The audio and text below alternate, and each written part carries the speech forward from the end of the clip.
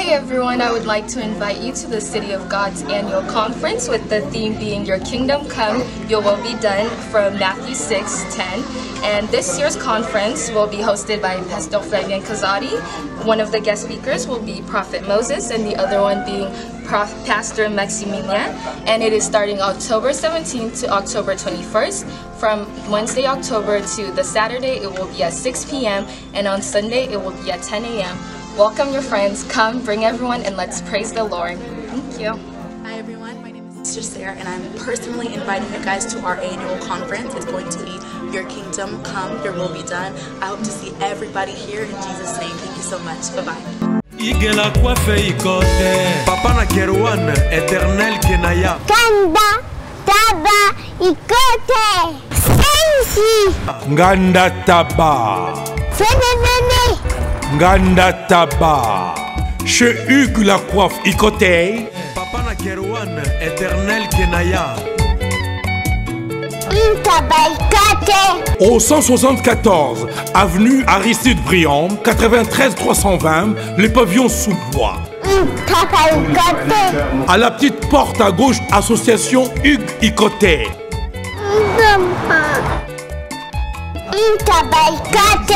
01 41 55 0000. Ntaba Ikoté. Descartes Construction et yeah! Fini l'inquiétude pour la réalisation de vos constructions de rêves en RDC au prix imbattable. Grâce à votre entreprise installée en RDC uniquement pour vous, spécialisée en construction, réfection, bâtiments, immeubles, vente de terrains, travaux publics avec les ingénieurs architectes qualifiés au prix incroyable. Descartes Construction est aussi spécialisée en luminosité des bâtiments et éclairage public, installation des systèmes d'alerte, intrusion pour des maisons et véhicules et tout d'autres services. Nous acceptons aussi les paiements par tranche au prix incroyable. Pas d'hésitation avec Descartes Construction. Vous ne serez jamais déçus. Pour tout contact, notre email est descartesconstruction@gmail.com. Notre numéro de contact plus 447 93 92 82 813 et appelez-nous pour Kinshasa plus 243 89 91 56 86 2.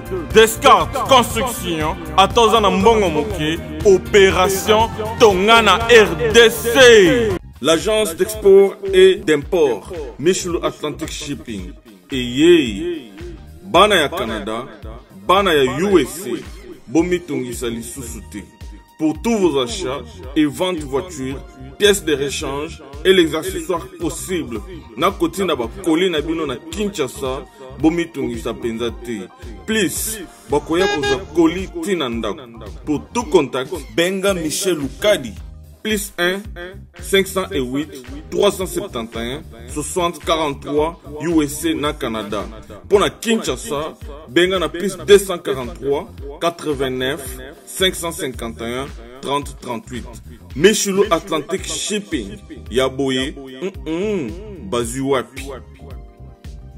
Raph Ngindou, félicitations pour la promotion, c'est la rapport d'artiste. Que Dieu te bénisse. À connaît pas demander, il n'y a rien en face. Congo promo Raph Ngindou nde naninga mabete Congo promo Raph Ngindou aza mutu aza na mbongo boga aza na bakara danger donc ya mutanzala te. En tout cas, félicitations, merci Sito Oumela. Raph Ngindou, le présentateur de la force créative Congo Promo. Borotos à la force militaire de Congo Promo. Et faites comme moi, allez voir Congo Promo, tv5.com. Donc au nom de Jésus-Christ, nous bénissons le Congo Promo.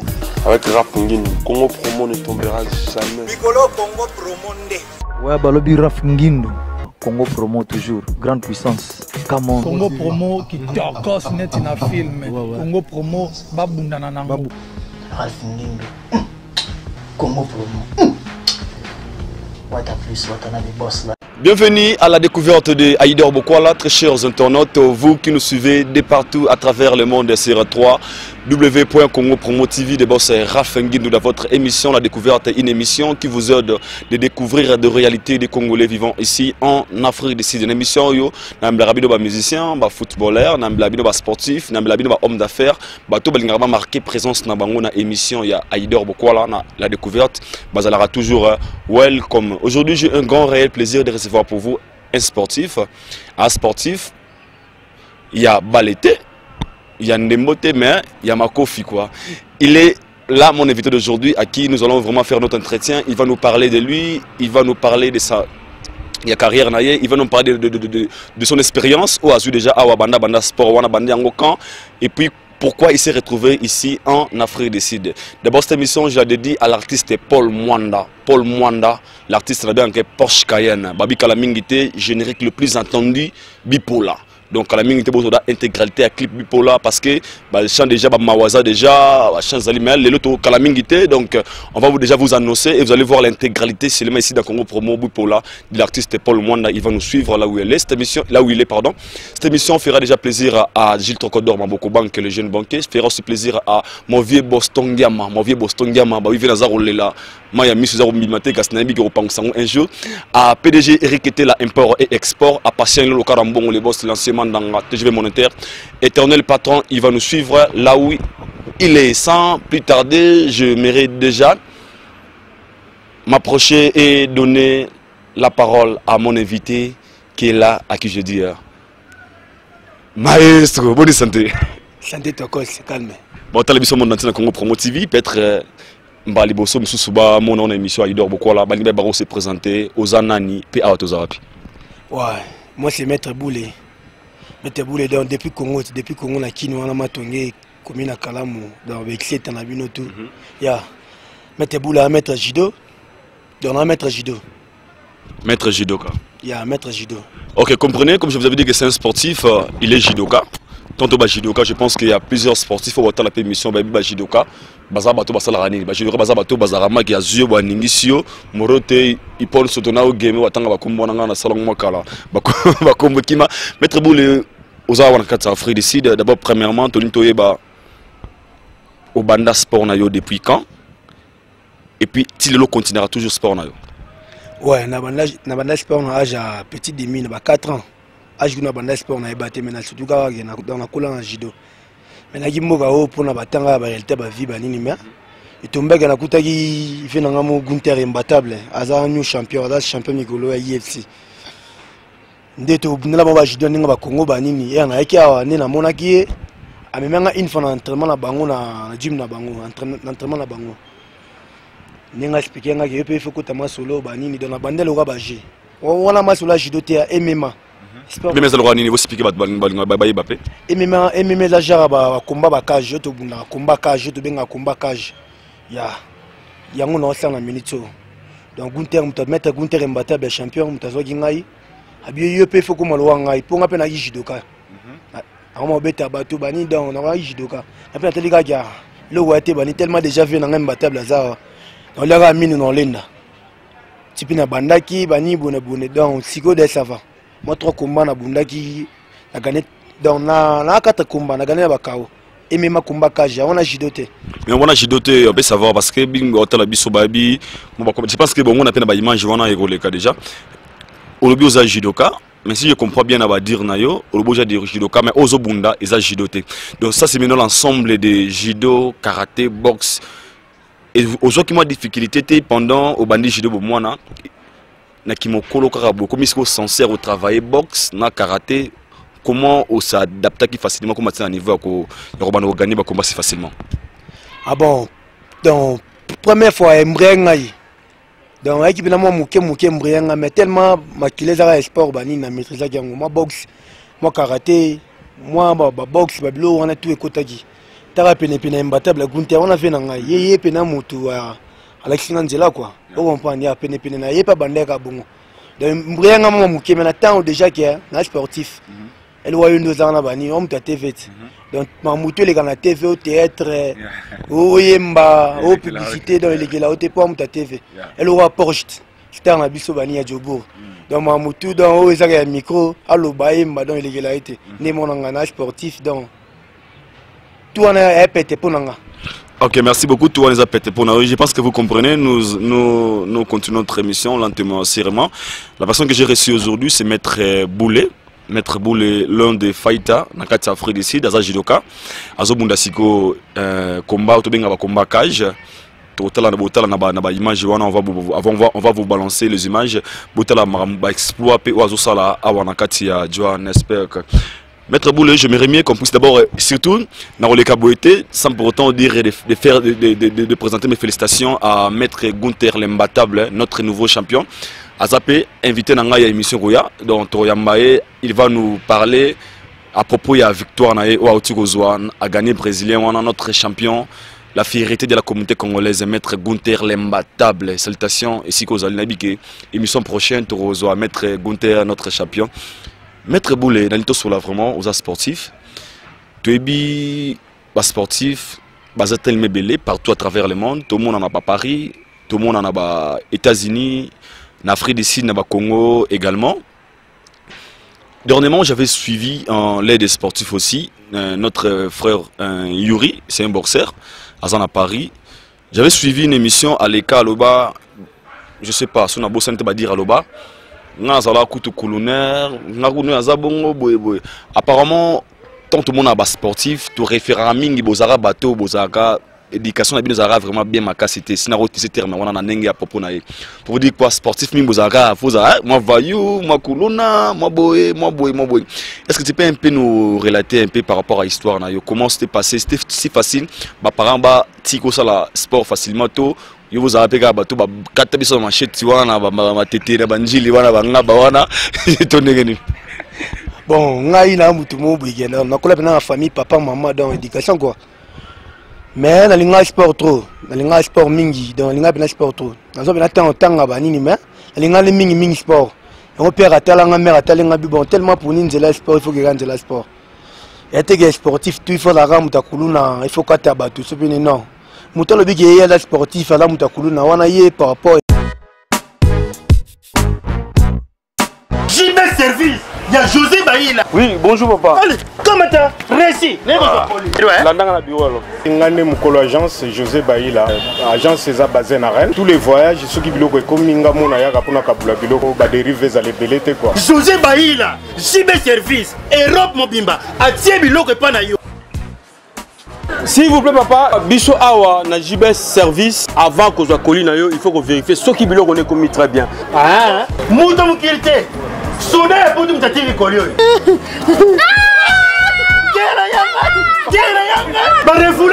Et puis collier on a déjà signé. JB Service. Balé sa porte, on est sur le lot. Et ça on va dire ça simple. Station s'intéresse la Simanango au comment on a JB Service. Zélan. Quelle manière de passer carte mémoire. Oui Ziga. Congo promo de Faté. Bolanda Congo promo pour Ezolo la vérité. Avec Congo promo, it's not the same. C'est pas pareil. Rafigeto. Check. Hugues la coiffe Ikote. Et enfin, je suis arrivé. Salon Hugues la coiffe Ikote. Non seulement c'est un salon de coiffure, mais aussi une machine de transformation des hommes et femmes. Regardez-moi comment je suis. Vilain. Mais attendez, 2 minutes. Bogart. Vous allez voir.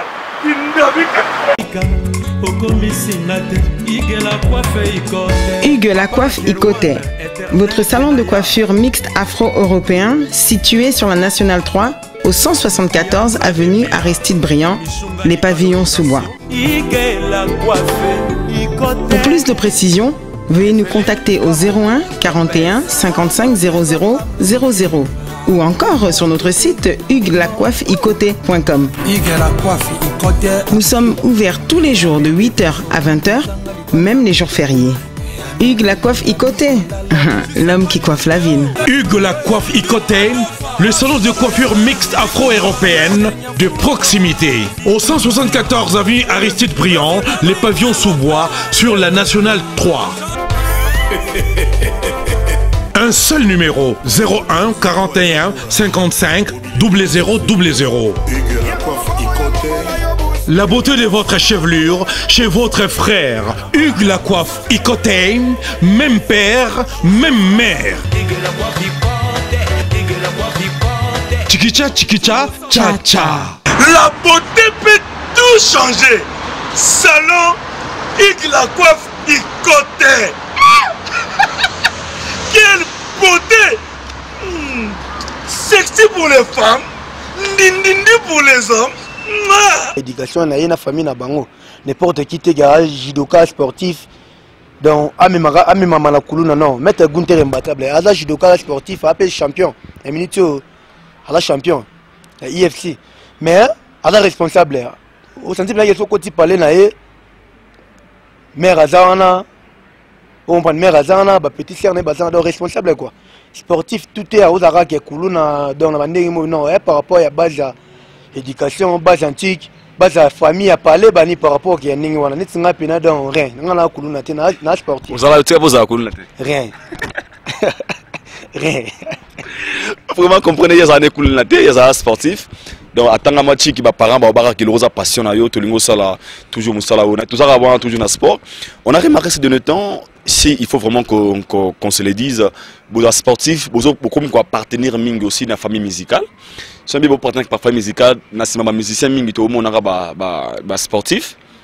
Au monde a fallu dans la groupe na ba sportif, tout le monde a Wera également, JB, ba Kofi, ça veut dire que vous partenez aussi dans la famille musicale. Toki ba moi point na musique muke avant to zonga na séjour du jour na biso au Italie sport. Aujourd'hui ndenge ba sala interdiction à la musique congolaise et pas ba ndeko na biso ba combattant avec tout le respect que je leur dois. D'autre part na bino ba sportif au bateau bozara moi close ba artiste musicien et affecta bino d'autre part ou bien bo trouver na bino ga normal tout côté moi impengé un point. Donc non, bande infecté biso pe ya mboza normal par rapport à ninga ba condition pe ba Congo bani donc abi mabete ba boulé zaté vous comprendre ba boulé zaté ba mettre pied dans gaz les gars moi trop zo bete la ba judo ba nzele pied dans ba lela ba mettre trop vous comprendre ba mettre pied ba botarmo mingi ba boulé zaté ba nini vous comprendre peut-être ngai na lela nga Porsche ndinga yemaka abenga pe bon mettre boule tellement peu Porsche amta makambu bané mbaka bien on peut ba prêter pe balela bon mettre boule ni nga fona kana yo donc yo za mettre bani fona kana yo o katara ngai on comprend donc katara ngai la habité ba msusu ba mema mama nga balungi net ngai no expliquer Porsche que bon yo star bani bona boué o pe na makambu bon net nga be par moi faut pe sango temps on peut pas pe na charge na nga na parler bani bona boué ba li fanto ba ali on comprend faut pas tanga bilo mo bon. Mais jamais n'a pas un qui est tellement la mettre dans la simano comme fanatique non. On va mettre au créer un bon ou un année au bunga. Mettre pas star, vous comprenez? Mettre la star, mettre pas moutuké. Et mais la mission, payer pas fou la mission, pas peu bio. Et que y a tellement à mettre, les obligés faut la rap. La sima mission, on a pas y a la mission non. Bon faux. Donc c'est ça qui est conjonctif à Congo, ba bouler ça té. Mettre PC, il faut à mon actualité banini. Jarwana. Ils ont été soupinés non. Ils ont donc on a par rapport. OK maître Boulet, tu vas continuer l'émission Nabiso. Tu as pour moi sujet très important à Wanakata Afrique du Sud, c'est les sportifs. Faut tout le bas clair, bah tu vas la biso dans l'amour, tu vivre la conjoncture, tu vivre la réalité à Kata Afrique du Sud. Sur 100%, il y a pas congolais, la plupart c'est Nabi 100% des états mais voilà, tout dans moins 70% ba congolais ba sala misala au tebi que ba sécurité bazala na ba kagad bazala na ba bodyguard ba kengela ba tout 100% moi 70%. Maintenant ils ont la vague mozo rené on a talent dans le pays sportif que je salue là où il est abaki pour moi très important en tant que combattant pour nous éviter ba polémique abaki ido mingi ba yapi awa bazana ba sportif te ba judoka te ko sara biso ba judoka te ba boxer te bo vimbi sara nega ba corps luka awa gym ezana ngo free au kende kuna au betno gym au vimbi au pesi biso ba idor ba punition tout le monde nzeto ko champion so na bengo champion te na li kofi na nambata OK na background na bino ba Congo mona azaki mama na jogo abi beaucoup mo sabino confusion na ba bino te parce côté qui était sportif depuis Kinshasa qui est un vrai judoka, qui est un vrai karatéka, qui est un vrai boxeur. Vu la conjoncture, Sangi Sanangobino, tu es un vrai Gunther, tu es un vrai champion, tu es un vrai karatéka.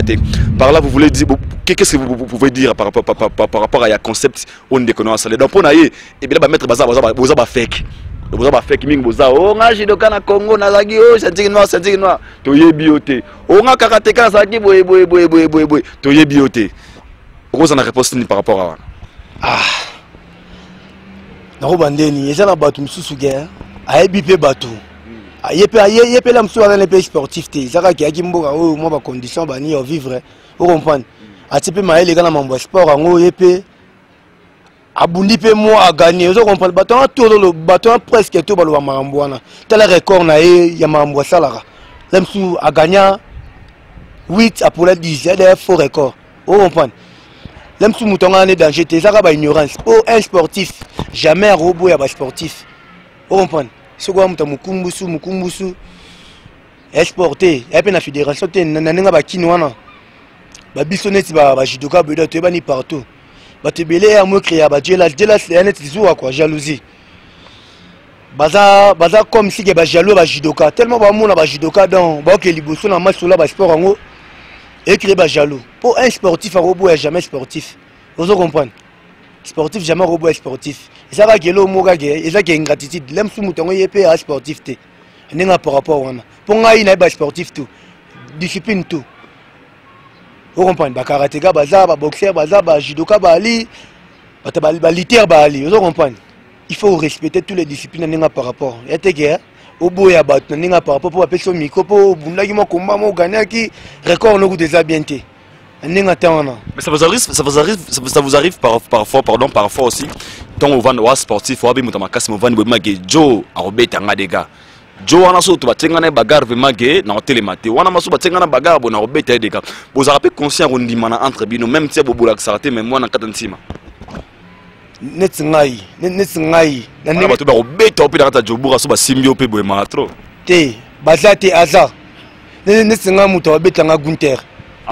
Esili muto betanga yona muto betanga Gunther emba TV tala biso moi TV ka radio te moi partout pour tango ba doit tala ba bouche autorisée na bibwe na Afrique du Sud oza conscient que na bato soki omoni obimage jo so azunga otala IFC otala ba combat kaje natala ba combat ni ba baninga betara baninga natala ba betara batu ne ba bebunda wana kombe ba robeta opende no mona yo ah rien ngam muto betanga Gunther na nenga ba congolais tu nenga ba sportif tout ba na ba to ba congolais o comme de congolais sit ya tu nenga ningi ni na nenga ya ba tu ba na IFC wa monte na bi ba sportif na ba sportif question nga boy na ba na poser polémique trop te na si ba to tala biso to bola le Mr Prince to bola se babi Prince to bola se papa ngeli kombo sikala bengi mikolo ya mwana papa ngeli mese makambo to bola se Mr Prince en tant que marambo to sur l'angano siko là na mona ye famille to mona to bolas to mona bamoro mettre Gunther l'imbattable notre nouveau champion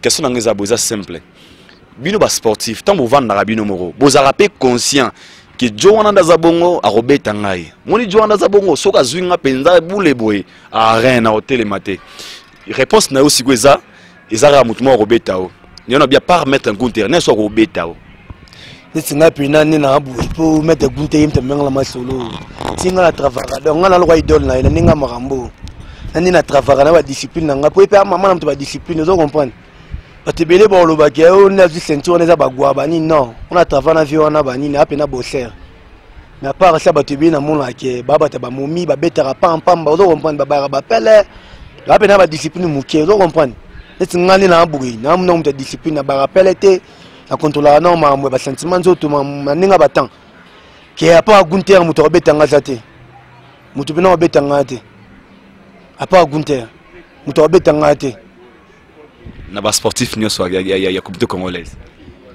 mais na lobby na tanga ba pour na réponse na un kilo fort comment répondre à question qui commence à kilo boy au bangité te muto betanga zate apa muto betanga te na bimeta Gunther muto betanga apa ye muto betanga te mais na ba ya msu ba évoluer bien ba bundaka bien na ba bundaka bien mais champion Zulu we mais Robert Taote Trésor Poupanga mais Robert Taote Trésor Poupanga bundaka bien mais Robert Taote champion Salo ilunga bundaka mais Robert Taote vous comprenez maître Ninja Trésor Boulou mais Robert Taote Maître Tilou Mabanga bundaka bien. Mais Robeta ote. Je comprends. Ba wala bundaka bien. Mais ba Robeta ote.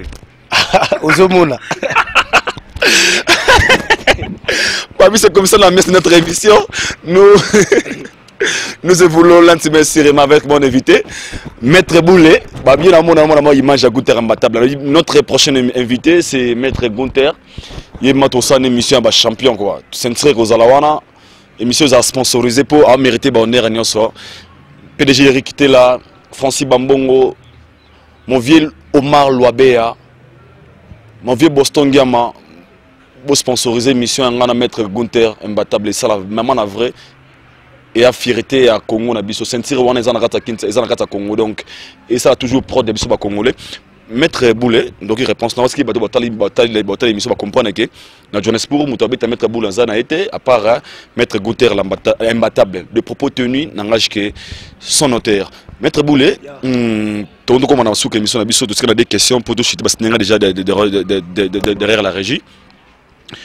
Ce qui ezana remarque ton conseil au concours sportif ou à la coopération tu leur diront quoi parce que il y a une remarque surtout remarqué bino sportif en général le fait d'être des sportifs beaucoup moins comme on dirait boza likolo à biso nyonso biso bato do bundaraté biso bato to makasité tout monde la Maître Boulet to manquer Maître Boulet to manquer Gunther vous avez une place à la communauté, donc une place à la société, c'est comme si vous êtes intouchable.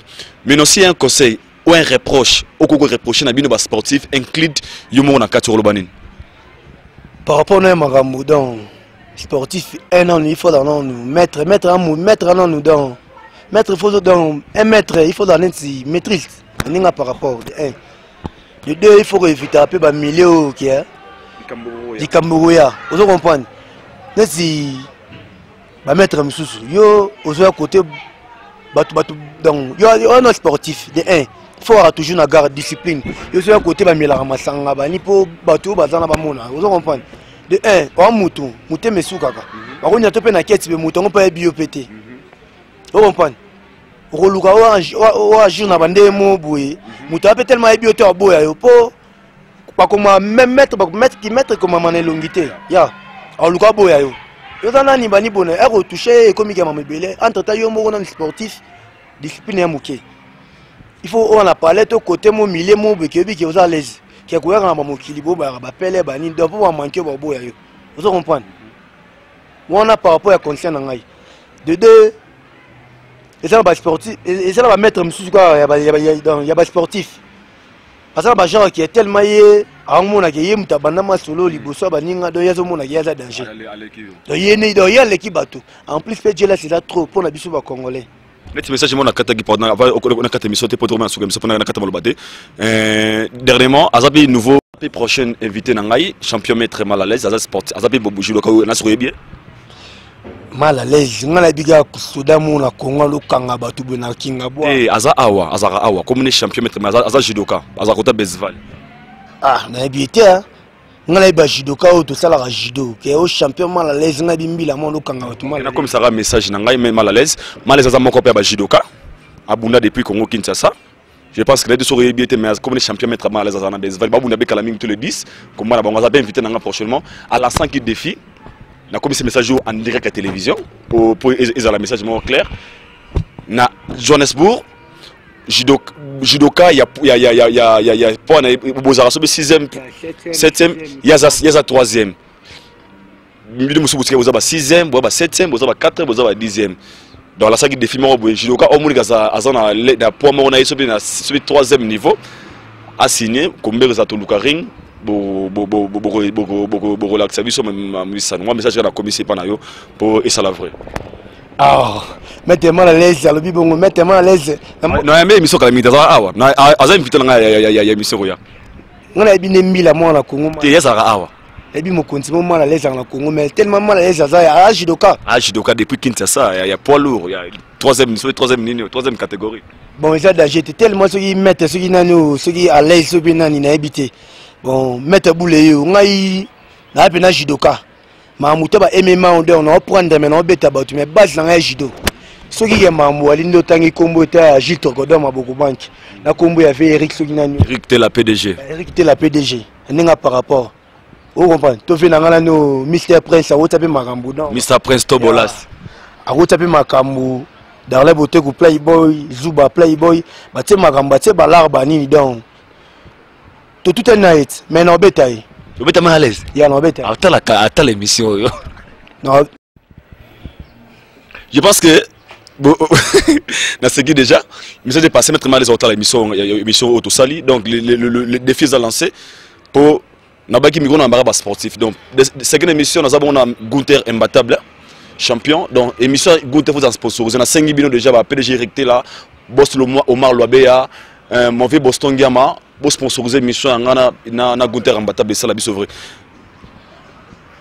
Maître Boulet comment est-ce que émission na biso autant na kombo ya ba sportif oyo ndimaka ba sportif oyo ndimaka na kata Johannesburg ata 6 to 8 avant na tiko bora mabanga na na kata Jobora na mona maître Etienne étoile du monde obi combien 6 hein 6 maître Volcan Mbataka au Motepela 2 na mona maître Sefa Monima 3 na mona maître Ejide 4 na mona imbattable maître Gunther 5 na mona Sunen nanga mo boule de na la rawana 6 donc pour nous 6 on a l'équipe nationale il y a ba sportif oyo ndimaka yo moko on a ndimaka o ba mérita o ba yamoka on a kombo ya judo ke baba judoka était que maître mo ba raso porter na libongo o comprendre o meli ba tongo beti ba tonga na yo o comprendre o meli ba blague libu vimbi to le vimbi o la maintenant on va mettre la maître ba aller est-ce que on a brevet judo to médaille mo mérité la judo ko des femmes médaille ba tuté médaille pena judo est-ce que fédération ya judo congolais ba bio o comprendre ya na jarwana pour tout le monde à mettre à mettre Bali donc dernièrement voilà qui a dans judo une année à grand maître Abido que son nom repose en paix grand maître Abido Dinan Mangala félicitations au Bundagi très bien le bagou trotté dans yo mo monagi mais le 10 au pesa judo ya Bandoka Besvale le 10 donc judo contre Bandoko ya Pretoria si je ne me trompe pas Besvale contre Pretoria ils appellent judo pe Bundama non c'est pas ma casse peu aux appels invité ça la biso vrai ils ont de GT dans les famille judo mais ngali ina sa judo donc na ba judoka était que mutu mo amela ba blague ba mbonzo na e bani le ba judoka bazalite judoka nani ba Besval ba judoka baza tellement belé na ko sa otene ata normal ba judoka on a tangeli yo on a tangeli maître Sefa maître Etienne maître Volcan maître Mbatable Gunther maître JD nanga mo boule ba judoka bangwana ba maître Ninja ozo comprendre ba maître Tiluma bang champion d'achat Mbatable double champion. La petite champion mettre mal à l'aise. Mal à l'aise à Rambila na Congo. Et major mal à l'aise non ma belle ça boire commandant mal à l'aise. Tu peux te maman ba judoka. Ya. Tu peux te maman sur la judo. Vous comprenez maître Soulé na captain maître d'achat wa ba judoka. Ba judoka ne ba koto maître Tente judoka boule judoka Gunther judoka maître Tilou judoka da ba maître Ninja ba judoka vous comprenez.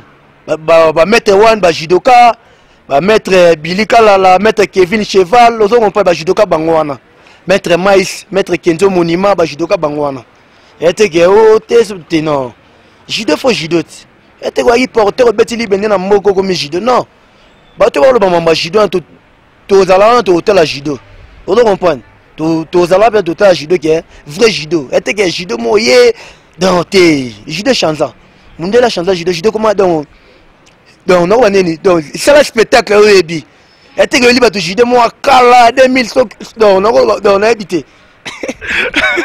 merci nous sommes arrivés à la fin de notre émission maître Boule présentation bateau batale émission pour trouver la émission Nabiso et puis pour clôturer l'émission ngai ya merci à trop la sponsor na numéro 1 J Tokodor Maboko Bank papa na Messi papa na Tutu papa na Jino Botaka papa là dans Maboko Bank. À part ça, vient dans l'agneau, vient dans l'agneau, c'est les fondations Migolo. Aridi Kaombo. Aridi Kaombo, avec mettre boule, il faut tenir dans un tour. Dans tour, on a mélangé, on a mixé, il y a un trocodor. Dans tour, on a le samedi le 29. Il y a le samedi le 29. Il faut la terminer la fondation Aridi. Il y a la tangona, un PCV dans la casse boton, à fond propre de Djobour. Base couloir, vient dans la tour de Holo, Batutumbote, dans les bottes, mère Mich. Nadej Kolomo Benson Magoda donc famille tout mbote quoi. International Yannick Mbouma, Pasipaka, dans Berlin, il y a Mazombi, Batutu Bambote, quoi. Bambote trop. Mette boule à Ali dans Toana Bango. Fiti champion dans Mokitani imbattable, Mette Gunther. Merci beaucoup, on est toujours, tout ça commence bien, fini bien. C'était un grand, réel plaisir pour moi, votre Hector Bokwala, le Brésilien de la presse congolaise, de recevoir pour vous, Maître Boulet, Mokitani, Maître Gunther imbattable, notre futur champion. Déjà, Babi, des propos tenus n'engagent que son notaire. Si vous avez aimé cette émission, il faut dire merci derrière la caméra, héros dans l'ombre. Merci pour l'assistance de l'artiste, musicien, chanteur Android, Paul Mwanda, Mr. Porsche, Kalamingité, Bipolar sur le marché. Nous allons le consommer sans modération. Merci à PDG Eric qui était là, import et export. Merci à Princesse Yann Riri depuis Toulouse, elle va nous suivre. Rachel Ramsey 001 depuis les États-Unis d'Amérique, une fille pas comme les autres. On appelle ça au Barabango. Et gars, merci à mon vieux Omar Loabea, un vrai patron, à passer il le Karambon, les boss l'ancien dans la TGV monétaire éternel patron. D'abord, rien à me la solitude en tant que commonaï. Et ouais, notre mauvais Boston Diama, il va aussi nous suivre là où il est. Maître Boulet. Il y a un peu si mot, na masse, anaconda Yves, Nakauka, Cambodge, ma belle maman. Playboy à mettre Mbote Belé. Après si Mbote na sentir à souka base ma ton équipe nationale dans bango penamba ya mbanga na Djoburu. Donc tina les cara base ma ton équipe nationale dans Mutarobo ya Zate. L'équipe nationale Bambote est trop dans Mbote Belé. Maxime Azo à Pezulu. Arnaud Mouzenga Playboy mon apoto. Papa chéri dans Mbote Belé trop Bambote yo bigaka. Merci Boulé. Ce qu'on a bateau balinga bazoma contact un peu rapidement bazoma nini. Bon, contact Yalit dans en Afrique. En Afrique du Sud, plus 27. Déjà plus 27, 74, 29, 78, 833. Bandez-la s'il vous plaît. Plus 27, 74, 29, 78, 833. Facebook nayo. Nakomara Seigneur Boule Godogo. Seigneur Boule Godogo. Ya, Seigneur Boule Godogo. Merci beaucoup, Badeta Maître Boule Yangwana, Waza pour Sanae. Merci beaucoup, nous sommes arrivés à la fin. Moi, je vous dis bye et je vous retrouve tous à la prochaine numéro. D'ici là, portez-vous bien. Allez, à toutes.